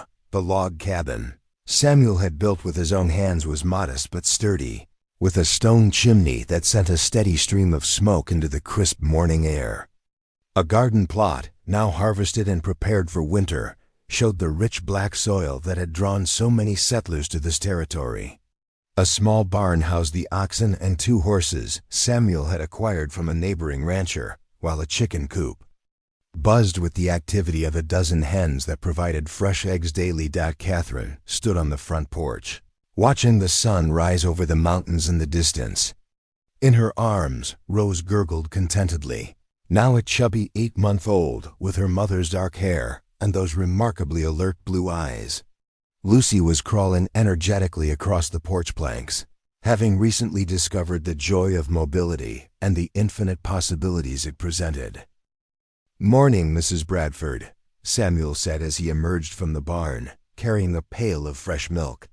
The title still made Catherine smile, even after 3 months of marriage. Their wedding had been a simple affair, conducted by the circuit preacher, in the small town of Millfield, 15 miles to the east. Judge Wells had made the journey from Missouri to give his daughter away, and several of their new neighbors had attended to celebrate with them. "Morning, Mr. Bradford," Catherine replied, the familiar warmth in her voice that had replaced the fear and uncertainty of their first meeting. "Lucy's been asking for you." Samuel set down the milk pail and scooped up the crawling baby, lifting her high into the air. Lucy squealed with delight, her tiny hands reaching for his beard. "Have you now, little one?" And what have you been telling your mama about your old papa? Catherine laughed at the sight of her daughter's obvious adoration for the man who had become her father in every way that mattered. She's been trying to say papa all morning. I think she's getting close. Pa, Lucy babbled, and Samuel's face lit up with such joy that Catherine felt her heart swell with love for this man who had given them everything. Did you hear that, Catherine? She's getting it. Samuel bounced Lucy gently, encouraging her efforts. That's right, Lucy. Papa. Can you say papa? The morning routine continued as it had for months now, with the comfortable rhythm of a family that had found its place in the world. Samuel milked the cows and tended to the animals, while Catherine prepared breakfast and cared for the twins. They worked together in the easy partnership that had developed between them, each knowing instinctively how to support the other. Over breakfast, Samuel shared the news he had received in town the previous day. Got a letter from your father. Yesterday, Marcus Thornfield's trial is finally over. Catherine looked up from feeding Rose. What was the verdict? 20 years in federal prison. The judge said it was one of the most despicable cases he'd ever seen. Apparently, they found evidence of at least 12 women he had victimized over the years. Catherine was quiet for a moment, absorbing the news. I used to have nightmares about him finding us somehow, escaping justice. I guess I can finally put those fears to rest. You're safe here, Samuel said softly. You and the girls are safe, and you always will be. It was a promise he had made countless times over the months, but Catherine never tired of hearing it. Safety was something she had learned not to take for granted, and Samuel's steady presence was a constant reminder that her world had fundamentally changed. After breakfast, Samuel prepared to ride to the neighboring homestead where he would help with the harvest. The community of settlers in their valley had developed a tradition of mutual aid, working together to ensure everyone's crops were brought in before the first frost. Catherine packed him a lunch and sent him off with a kiss that still made her marvel at how natural such intimacy had become. With Samuel gone for the day, Catherine settled into her own routine. She had established a small school in their cabin, teaching the children of 3 neighboring families. The arrangement provided her with a sense of purpose beyond motherhood, while allowing her to contribute to the family's income. More importantly, it gave her the satisfaction of using her education to help others, something she had dreamed of doing back in Missouri. Her students today were Tommy Henderson, age 7, whose family had arrived from Illinois; Maria Santos, 9 years old, whose parents had come from Mexico; and 12-year-old Benjamin Wright, whose quick mind reminded Catherine of herself at that age. They gathered around the kitchen table, working on arithmetic problems, while the twins played contentedly in their wooden cradle. Mrs. Bradford, Maria asked, why do some people say we don't belong here because we're Mexican?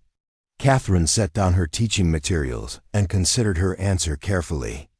Because some people are afraid of those who are different from them. But fear makes people say and do foolish things. This territory belongs to anyone willing to work hard and build a life here. Benjamin nodded thoughtfully. My pa says America is big enough for everyone who wants to make it better. Your father is a wise man, Catherine replied. The strength of a community comes from the different gifts and perspectives each family brings. As the children worked on their lessons, Catherine found herself reflecting on how much her own perspective had changed. 6 months ago, she had been a fugitive, desperate and afraid, with no clear vision of the future beyond simple survival. Now she was a teacher, a wife, a mother building a life of purpose and meaning. The afternoon brought visitors in the form of Sarah and John Mitchell, the couple who had become their closest friends in the territory. Sarah was heavily pregnant with their 3rd child, and Catherine had been helping her prepare for the birth. How are you feeling today? Catherine asked as Sarah settled into the rocking chair Samuel had crafted for the twins. Like I'm carrying a buffalo instead of a baby, Sarah laughed. but the midwife says everything looks normal. Should be any day now. John Mitchell was a former soldier who had claimed land adjacent to theirs, and he and Samuel had developed a close friendship based on mutual respect and shared experiences. Both men understood the value of hard work and the importance of protecting what they had built. Samuel's over at the Henderson place helping with the wheat harvest, Catherine told John. He should be back before supper. Good. I wanted to talk to him about organizing a hunting party before the snow flies. We'll need fresh meat to get through the winter. The conversation turned to the practical matters of frontier life: food, preservation, winter preparations, and the challenges of raising families in an untamed land. Catherine found herself offering advice and receiving it in return, part of the natural give and take that defined their community. When Samuel returned at sunset, he found their cabin filled with the sounds of friendship and laughter. The twins were being spoiled by their visitors, and Catherine was teaching Sarah a new knitting pattern for baby clothes. It was a scene of domestic tranquility that filled Samuel with deep satisfaction. "John, good to see you," Samuel said, hanging his hat on the peg by the door. "How's the south pasture coming along?" "Better than expected. That new grass seed you recommended is taking hold nicely." As the evening progressed, the conversation turned to broader topics. News had reached them of the ongoing conflict between the North and South, and speculation was growing that war might be inevitable.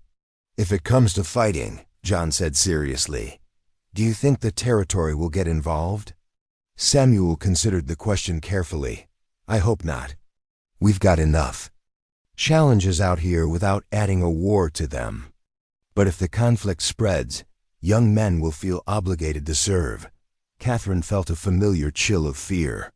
The thought of losing Samuel to a war back east was almost unbearable. Surely they wouldn't expect men with families to leave there. "Homesteads?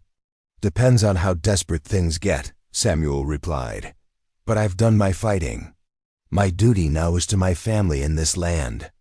The conversation was interrupted by Lucy's determined efforts to pull herself up on the furniture. She had been trying to stand for weeks, and tonight she finally succeeded, wobbling uncertainty but remaining upright long enough to earn applause. "From everyone in the room. Look at that," Sarah exclaimed. "She'll be walking before you know it." Catherine watched her daughter with pride and amazement. The baby who had been born into uncertainty and fear was now thriving, reaching every milestone with the confidence of a child who had never known anything but love and security. As their guests prepared to leave, Sarah pulled Catherine aside. "I wanted to thank you again for everything you've done for us.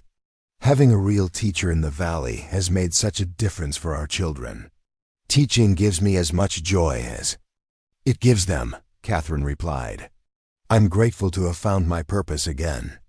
"You know," Sarah said thoughtfully, "I heard from the territorial governor's office that they're looking for qualified teachers to establish formal schools in the larger settlements. With your education and experience, you'd be perfect for such a position." Catherine considered the possibility. It would mean traveling, being away from Samuel and the girls. "Not necessarily. They're particularly interested in women teachers who understand family life. You could help establish schools throughout the territory while maintaining your home base here." The idea intrigued Catherine. The thought of having a broader impact, of helping to shape the educational future of the territory, appealed to her deeply. "I'll discuss it with Samuel." After their guests left, Catherine and Samuel sat on the porch, watching the stars emerge in the clear mountain air. The twins were sleeping peacefully inside, and the world was quiet except for the gentle sounds of night settling over the valley. "Sarah mentioned an opportunity today," Catherine said, explaining the territorial teaching position. "What do you think?" Samuel was quiet for a moment, considering. "I think you'd be perfect for it. You have the education, the experience, and the passion for teaching. If it's something you want to do, I'll support you completely. It would mean being away sometimes." and I'd miss you terribly. But Catherine, I've seen how much joy teaching brings you. I won't be the man who holds you back from your dreams." Catherine leaned against Samuel's shoulder, marveling at how different her life had become. 6 months ago, she had been running from a man who wanted to control every aspect of her existence. Now she was married to a man who actively encouraged her independence and growth. "I love you, Samuel Bradford," she whispered. "And I love you, Catherine Bradford, more than I ever thought possible." They sat in comfortable silence, watching the stars and listening to the night sounds of their valley. Inside the cabin, Lucy and Rose slept in the wooden cradle Samuel had carved with his own hands, safe and secure in the knowledge that they were loved and protected. As the weeks passed, Catherine accepted the territorial teaching position, beginning a career that would eventually see her establish schools throughout Colorado Territory. Samuel's homestead prospered, becoming one of the most successful farms in the valley. The twins grew into healthy, happy children who never knew their lives had once hung in the balance on a Kansas prairie. Judge Wells made regular visits, delighting in his role as grandfather and maintaining the relationship with his daughter that had been restored through crisis and forgiveness. The people of Broken Creek sent occasional letters, always asking after the family that had brought their community together in common cause. Years later, when Lucy and Rose were old enough to understand, Catherine would tell them the story of how she had found their father, or rather, how he had found them. She would explain how love sometimes arrives in unexpected ways, how courage can overcome impossible odds, and how the greatest families are often those built not by blood, but by choice and commitment. But on this autumn evening, as the first stars appeared over the Colorado Territory, Catherine Bradford simply held her husband's hand and listened to the sounds of her sleeping daughters, knowing that she had found something she had never dared to hope for: a life of purpose, love, and unshakable security. The woman who had once slept in a stranger's wagon with 2 hungry babies had become the foundation of a thriving family and community. And the man who had found her there, broken and afraid, had discovered that sometimes the greatest act of courage is simply choosing to love when love seems impossible. In the end, they had all found exactly what they needed: each other, a place to belong, and the chance to build something beautiful from the ashes of their separate sorrows. It was, Catherine reflected, the most perfect ending to the most improbable beginning she could have ever imagined. 25 years had passed since that fateful morning when Samuel Bradford discovered 3 strangers in his wagon, and the Colorado Territory had transformed into the state of Colorado. The small valley that had once been nothing but wild prairie now bustled with prosperous farms, a thriving town called Bradford Springs, and a network of schools that had become the pride of the region. Catherine Bradford stood before the newly constructed state legislature building in Denver, her silver hair elegantly arranged beneath a fashionable hat. At 53, she carried herself with the confidence of a woman who had not only survived adversity, but had used it as a foundation to build something extraordinary. The document in her hands bore the official seal of the state of Colorado, appointing her as the first female superintendent of territorial education. "Mama, are you ready?" asked Lucy, now 25 and married to a local rancher named William Hayes. She had inherited her mother's intelligence and her father's steady determination, becoming the first woman in the valley to own property in her own name. "As ready as I'll ever be," Catherine replied, smoothing the speech she had prepared. "Your father would be so proud." Samuel had passed away 3 years earlier, succumbing to pneumonia after a lifetime of hard work and dedication to his family.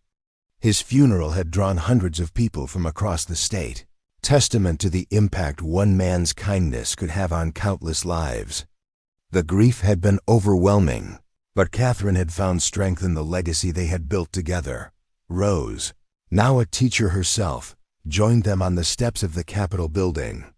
Unlike her twin sister, she had chosen to remain unmarried, dedicating herself to education and social reform. "Papa always said that helping one person was the beginning of helping everyone," she said softly. "He was right," Catherine agreed. "And look what grew from that single act of kindness." The ceremony inside was attended by dignitaries from across the western states, but Catherine's eyes sought out the familiar faces in the crowd. Judge Wells, now in his 70s but still sharp and dignified, sat in the front row with tears of pride in his eyes. Beside him sat Sarah Mitchell, whose children had been among Catherine's first students and were now teachers themselves. The governor, a man named Harrison who had been one of Catherine's students 20 years earlier, introduced her with words that made her heart swell. "Mrs. Catherine Bradford represents everything we hope to achieve in our great state. She has proven that with courage, determination, and the support of good people, anyone can overcome their circumstances and build a life of purpose and meaning." As Catherine approached the podium, she thought about the journey that had brought her to this moment. The terrified young woman who had hidden in a stranger's wagon with 2 hungry babies would never have imagined standing before the state legislature, entrusted with shaping the educational future of Colorado. "My fellow citizens," she began, her voice carrying clearly through the chamber, "I stand before you today not as someone who achieved success alone, but as someone who was lifted up by the kindness of strangers who chose to become family." She spoke about Samuel's unwavering support, about the people of Broken Creek who had stood up to injustice, about the neighbors who had welcomed them into their community. But mostly, she spoke about the power of education to transform lives and the responsibility they all shared to ensure that every child in Colorado had access to learning. "When I was young," Catherine continued, "I believed that strength meant never needing help from others. I have learned that true strength comes from building communities where everyone has the opportunity to thrive. Today, I accept this position, not as a personal achievement, but as a chance to extend the same helping hand that was once extended to me." After the ceremony, the celebration continued at the Bradford homestead, now run by Lucy and her husband, but still the heart of the family. The original log cabin had been expanded over the years into a sprawling ranch house, with guest rooms for the constant stream of visitors who came to pay their respects to the Bradford family legacy. As the evening wound down and the guests departed, Catherine found herself alone on the porch where she had spent so many peaceful evenings with Samuel. The stars were just beginning to appear in the clear mountain sky, and the familiar sounds of the valley settled around her like a comfortable blanket. "You did it, my love," she whispered to the night air. "You saved us all." Lucy joined her mother on the porch, carrying the cup of tea. "I found something in Papa's papers today," she said, handing Catherine a worn leather journal. "I think you should read it." Catherine opened the journal to find Samuel's careful handwriting, entries dating back to the early days of their life together. She read with growing emotion as Samuel described his thoughts and feelings during those crucial first weeks. "Found a woman and her twin babies in my wagon today. Don't know their story yet, but I can see they're running from something terrible. The babies are beautiful, alert little things who seem to understand more than infants should. The woman is educated, well-bred, but desperate. Something in her eyes reminds me of a wild animal that's been cornered. I should probably help her reach the next town and continue on my way, but I can't shake the feeling that God put them in my path for a reason." Another entry, weeks later. "Catherine is teaching the neighbor children, and watching her with them makes my heart ache with joy. She was born to nurture young minds, to help them grow and flourish. The twins are thriving under her care, and I find myself thinking of them as my own daughters. Is it possible that from 3 broken people, we might build something whole and beautiful?" And finally, an entry from just before their wedding. "I asked Catherine to marry me today, and she said yes. Not because she needs my protection anymore, but because she chooses to build a life with me. I never thought I would love again after Margaret, But Catherine and the girls have shown me that the heart has infinite capacity for love. Tomorrow we begin our life together officially, but in truth, we became a family the moment I chose to help instead of walking away. Catherine closed the journal with tears streaming down her face. Even in death, Samuel continued to teach her about love, about the ripple effects of kindness, about the way one person's courage could change countless lives. Rose approached with her own surprise, a letter from the territorial governor of Wyoming requesting Catherine's help in establishing their educational system. "It seems your reputation has spread beyond Colorado," Rose said with a smile. "What do you think?" Catherine asked her daughters, "Should an old woman take on new adventures?" "You're not old, Mama," Lucy laughed. "You're just getting started. And besides, there are probably women out there who need the same kind of help you once needed." Catherine looked out over the valley that had become her home, thinking about all the lives that had been touched by Samuel's simple act of kindness. The schools they had built, the families they had helped, the community they had fostered, all of it had grown from one man's decision to help strangers in need. "Then I suppose I'll accept Wyoming's invitation," Catherine said finally. "After all, there's still work to be done." As the night deepened and her daughters went inside, Catherine remained on the porch, feeling Samuel's presence as strongly as if he were sitting beside her. The woman who had once believed she had nothing left to live for had become the foundation of a legacy that would outlive them all. In the distance, a train whistle echoed across the valley, carrying travelers toward new destinations and new possibilities. Catherine smiled, knowing that somewhere among those passengers might be someone who needed help, someone who needed a second chance, someone who needed to discover that even in the darkest moments, kindness could light the way to redemption. The story that had begun with 3 desperate souls in a wagon had become something much larger, a testament to the power of love to transform lives, communities, and ultimately, the world itself. And in that transformation, Samuel Bradford's greatest legacy lived on, not in the buildings or institutions that bore his name, but in the countless lives that had been made better by his simple choice to help when help was needed most. The stars shone brightly over Colorado that night, witnesses to a love story that had become legend, and guardians of a legacy that would endure for generations to come. Up next, you've got 2 more standout stories right on your screen. If this one hits the mark, you won't want to pass these up. Just click and check them out. And don't forget to subscribe and turn on the notification bell so you don't miss any upload from us.